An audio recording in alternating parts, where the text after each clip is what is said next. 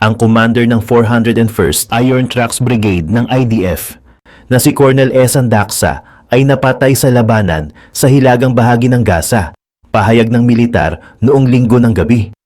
Ayon sa Hwala report, napatay sa labanan si Colonel Daksa matapos tumama ang kanyang tangke sa isang explosive device. Siya ay itinuturing na pinakamataas na opisyal na namatay sa ground combat mula noong nagsimula ang digmaan. Ayon sa militar ng Israel, noong namatay si Daksa, isang officer din daw mula sa 52nd Battalion ng Iron Tracks ang malubhang nasugatan. Agad namang itong isinugod sa ospital upang mabigyan agad ng medical treatment. Sa panahon ng nasabing insidente, si Daksa at ang officer na lubhang nasugatan ay magkahiwalay na dumating sa lookout point sa Jabalia. Isang explosive device na may tripwire ang naiulat na sumabog. Ang pagsabog ay nasa halos 20 meters sa gilid ng tangke. Si Daksa ay agad na napatay ng nasabing explosive device. Noong nagaganap ang Second War sa Lebanon, nakipaglaban si Daksa bilang isang tank commander sa 75th Battalion ng 7th Brigade laban sa mga teroristang Hezbollah sa southern Lebanon villages. Si Daksa ay na-promote bilang isang kolonel noong 2020. Ito ay nang pamunuan niya ang Iron Fist Brigade. Ang Iron Fist ay katulad ng Iron Tracks Brigade. Isa ito sa mga armored brigades ng IDF. Sa sumunod na taon, siya ay na-assign bilang commander ng 474th Brigade, kung saan pinapanatili ng mga ito ang seguridad sa Golan Heights. Samantala, ngayong taon, siya ay na-assign naman bilang commander ng 401st Brigade, habang kasalukuyang nagaganap ang Israel-Hamas War. Kasunod ng anunsyo ng pagkamatay ni Daksa, ang Pangulo ng Israel na si Isaac Herzog ay nagpahayag ng kanyang pakikiramay sa isang post sa X. Ipinahayag niya ang sakit na nararamdaman ngayon ng Israel. Sinabi niya na isa itong matapang na bayani, humble at isang valuable warrior. Ang kanya umanong pagkamatay ay isang malaking kawalan sa buong estado ng Israel. Dagdag pa rito, hinarap ni Herzog ang Druze community. Ito ay isang komunidad na kinabibilangan ni Daksa. Binanggit niya na marami ng buhay ang nawala sa Druze community sa mga panahon ng digmaan. At sa konklusyon ng kanyang post, sinabi niya na saludo umano siya sa pamilya ng mga sundalo, mga mamamayan na nagbuwis ng buhay, lumaban at nagbigay ng debosyon magmula nang magsimula ang labanan. Samantala, sa iba pang bahagi ng mga balita, binomba ng Israel ang mga gusali na malapit sa isang international airport sa Beirut. Sunod-sunod na pagsabog ang maririnig sa nasabing lugar. Ang mga pag-atake na ito ay kabilang pa rin sa nagpapatuloy na layunin ng Israel na pabagsakin ang Hezbollah. Ayon sa Israel, noong mga nakaraan, bobombahin daw nila ang mga financial institution na nakalink sa Hezbollah. Kaya naman bago nila ito gawin, inabisuhan na nila ang mga sibilyan na lumikas. Samantala, patuloy pa naman na inaalam kung ilan ang napatay sa pinakahuling pag-atake ng Israel. Base sa mga assessment ng Ministry of Public Health sa Lebanon, nasa mahigit 2,400 na ang sinasabing napatay sa Lebanon magmula nang magsimula ang digmaan sa pagitan ng Israel at Hezbollah. Mahigit 11,000 naman ang sinasabing nasugatan sa digmaang ito. Sunod-sunod naman ang mga pagdating ng mga Pilipinong lumikas mula sa Lebanon. Ayon sa DMW o Department of Migrant Workers, mahigit 600 OFW na ang nakabalik sa ating bansa. Samantala, mayroon pa ring 400 OFW ang naiwan sa Lebanon gawa ng inaayos pa ang kanilang mga papeles. Alamin naman natin ang kwento na parang James Bond na kwento ng Israel, kung paano naipuslit ng Israel ang mga pagers sa Hezbollah at kung paano nila ito napasabog. Ayon sa mga ulat, umorder daw ang Hezbollah ng around 5,000 pagers mula sa Taiwan, isang bansa na kilala sa pag-produce ng about 90% ng world's most advanced semiconductors. Ang mga pagers na to ay para sana sa Lebanon. Pero ang interesting na part dito ay kung ano ang nangyari during the shipment process. May mga reports na isang spy agency ang nakahuli ng shipment na ito at nagkaroon ng alteration sa mga pagers. Sikreto nilang binago ang mga internal components ng mga pagers, pinalitan ng isa sa dalawang identical na batteries ng isang hidden explosive device. Ang pagkakagawa nito ay sobrang subtle na halos hindi napansin. Pagkatapos ng modifications, tahimik nilang ibinalik ang altered pagers sa Hezbollah na parang walang nangyari. Para mas maunawaan mo kung paano gumagana itong explosive pager, tingnan natin ang mga core components nito. Ang battery, ito ang nagbibigay ng power sa buong device. Ito naman yung speaker na naglalabas ng audio alerts para i-notify ang user tungkol sa mga incoming messages. May motor din na nagbibigay ng physical vibration alert, kaya kahit naka-silent mode, effective pa rin ang pager.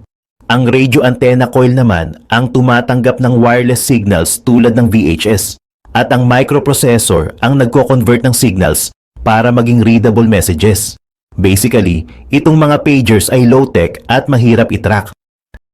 Sa loob ng isang typical na pager, makikita mo ang mga components na nagtutulungan, lalo na yung mga batteries na nagbibigay ng power sa device. Ngayon, imagine natin ang isang hypothetical scenario. Isipin mo na nakatingin ka sa dalawang identical batteries sa loob ng pager. Kahit speculative ito, kung tayo ay parte ng isang spy agency, maaari nating i-consider na mag-disguise ng isa sa dalawang identical batteries para sa ibang purpose. Ang isang battery ay para sa power ng device at yung isa naman ay maaaring isang explosive na cleverly concealed sa loob ng pager. Para i-expand pa ang theory na ito, ang isang alkaline AA battery ay may timbang na approximately 23 grams. Nakakatuwa na may mga balita na nagsasabing ang isang explosive na may timbang na about 20 grams ay pinasabog. Dahil sa similarity ng weight, may plausibility na pwede talagang gamitin ang battery bilang disguised explosive device. Pinaniniwalaan namin na may timer itong explosive na maaaring mag-disable o mag-cause ng fatal injury sa isang adult kapag in-trigger sa tamang oras. Since 2000, 750 na ang nasugatan at mukhang hindi ito coincidence. Sa isang instance, sumabog ang isang pager sa grocery store, isang maliit na handheld device lang na akala mo ay normal na pager lang na dala ng posibleng Hezbollah operative. Bigla itong sumabog at nagdulot ng injuries sa gumagamit. Kahit localized lang ang explosion, nagdulot ito ng takot sa mga tao sa paligid. Kaya lumabas ang tanong, bakit ba nagsimula ang Hezbollah na gumamit ng pagers imbis na simpleng mobile phones?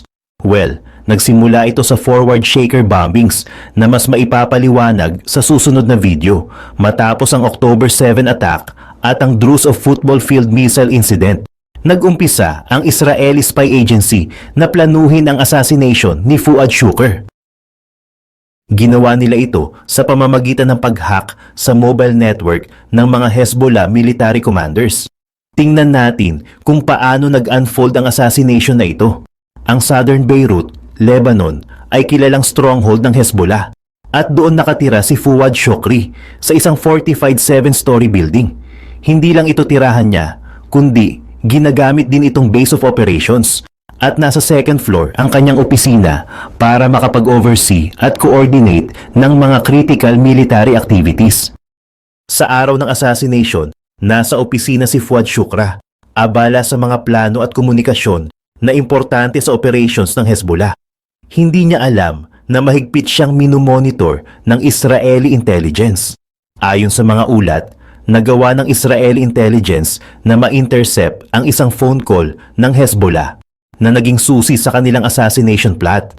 Ang intercepted call ay in-manipulate para magbigay ng false directive na nag-utos kay Fuad Shukra na bumalik sa kanyang tirahan sa top floor ng parehong building.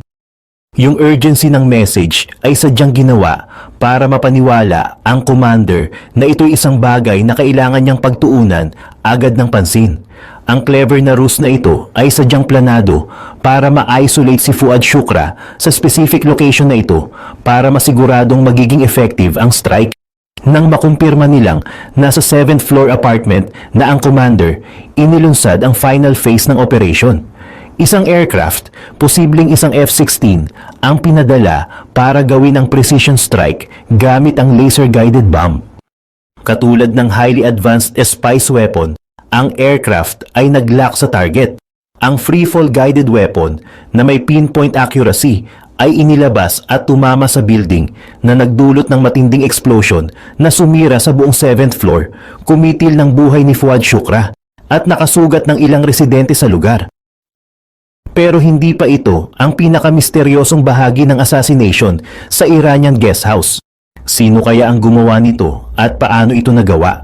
Ihahandog namin sa inyo ang 3 senaryos at kayo na ang mag-decide. Ang unang senaryo ay may kinalaman sa bomb na itinanim sa 3 rooms at pinasabog gamit ang remote control. Ang pangalawang senaryo ay nagsasabing may alleged Mossad operative na naghintay ng around 2 a.m. para mag-launch ng short-range missile sa guest house. Ang ikatlong senaryo naman ay gumagamit ng stealth jet para tamaan ang target. Lahat ng ito ay pag-uusapan sa susunod na video, kaya huwag palampasin ang bawat detalye. Pero bago yan, silipin muna natin ang paligid. Nasa isang 5-story guest house ito sa northern part ng Iran. Ang guest house na ito ay malapit sa Sadabad Complex at napapalibutan ng mga kabundukan. Open din ito sa lahat ng gilid. Ang building na ito ay may around 5 to 6 floors at may iba't ibang kwarto sa bawat level. For now, mag-focus tayo sa isang particular na kwarto sa western side ng building. Tingnan natin ang scenario 1. Si Ismail Henya, isang senior leader ng Hamas, ay na-assassinate gamit ang isang explosive device na lihim na naipasok sa Tehran guest house kung saan siya tumutuloy. Ayon ito sa 7 Middle Eastern officials, kabilang ang 2 Iranians at isang American official. Mahalaga ring banggitin na isa ito sa pinakamahigpit na binabantayang lugar sa Iran, sa ilalim ng proteksyon ng Iranian Revolutionary Guard.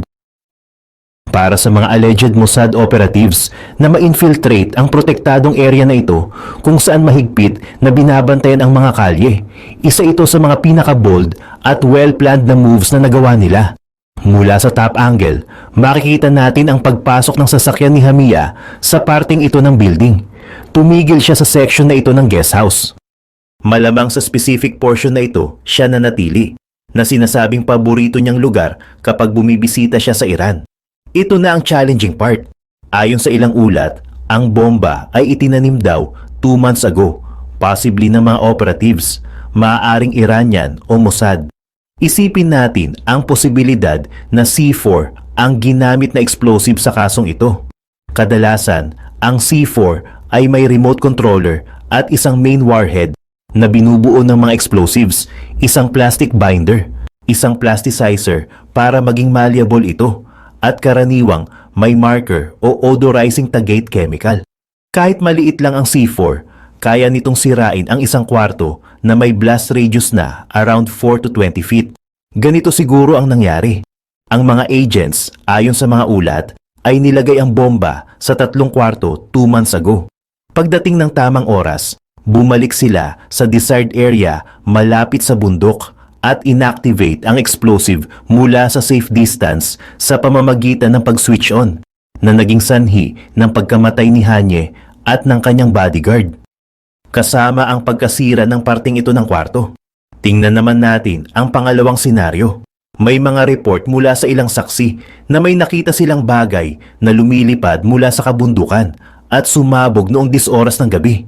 Ang bagay na ito ay ang Spike-Long Range Multipurpose Anti-Tank Missile System na dinisenyo para ma-engage ang mga modernong armored vehicles, double reinforced fortifications at kalaban sa anumang oras ng araw at sa masamang lagay ng panahon. Ang missile na ito ay may range na 200 meters hanggang 4 kilometers na abot ng guest house. Ito ang iba't ibang parte ng missile. Ang home and head ng missile na kilala bilang Spike-ER ay matatagpuan sa nose section. Sa likod nito, mayroong electronics unit at isang leading charge ng cumulative warhead, kasunod ang main engine. Sa gitnang bahagi ng missile's hull, makikita ang gyroscope at accumulator battery, ang main charge ng warhead na may safety at arming mechanism at isang fuse. Ang folding steering fins ay nagbubukas agad kapag ito ay lumabas mula sa launcher. Ang steering drives, launch engine at fiber optic cable reel ay nasa missile's tail section. Ganito ito maaaring nangyari. Around 2 a.m., may dalawang operatives na nagsimulang lumapit sa building. Nanatili sila sa range na around 2.4 miles o halos 4 kilometers. Pagdating sa kanilang pwesto, inactivate ng assassin o alleged Mossad operative ang missile system. Gumamit sila ng thermal imaging para makakita sa dilim at ginabayan ang missile gamit ang optical wire. Ang technology na ito ay nagbigay daan sa operator para makontrol ng eksakto ang trajectory ng missile kahit sa low visibility conditions. Ang view mula sa scope ay malamang na nagbigay ng malinaw na visual sa target. Ginagabayan ang missile papunta sa destinasyon nito.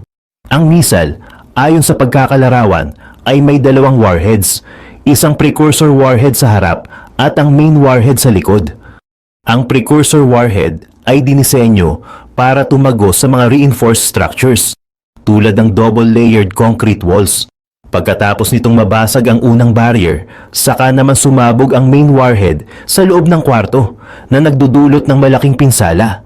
Ang lakas at impact ng missile ay posibleng nakasira ng 3 kwarto sa guest house. Mahalaga ring banggitin na inireport ng Iranian Revolutionary Guard na may isang short-range projectile na may timbang na 7 kilograms ang inilunsad mula sa labas ng compound na consistent sa inilarawang atake. Ang impormasyon na ito ay tugma sa posibilidad ng isang external assault gamit ang isang missile system tulad ng Spike. At para sa ikatlong senaryo, involve ang paggamit ng isang stealth fighter jet tulad ng F-35. Ngunit ang Air Defense Forces ng Iran ay kasama ang S-300, isang Russian long-range surface-to-air missile defense system. Binili ng Iran ang S-300 mula sa Russia noong late 2016 sa halagang $800 million. Dahil dito, hindi malabo na isusugal ng Israel ang isang $100 million aircraft para sa isang target lang, tulad nitong guest house sa Tehran, lalo na't posibleng matarget ito mula sa iba't ibang anggulo. Kaya, mas malamang na gumamit sila ng short-range missile tulad ng isa sa mga ito. Pero sa gitna ng fog of war, kahit alin man sa mga ito ay maaaring posibilidad. Sa lahat ng posibilidad na ito, ano kaya ang tunay na motibo at paano nila na planong gawin ito ng ganito kaeksakto? Sinasadya bang iniwan na parang puzzle ang mga clues para lituhin ang mga investigator? O baka naman, isa itong sophisticated diversion para maitago ang tunay na plano? Sa tingin nyo, alin sa mga scenarios ang pinaka-logical at bakit?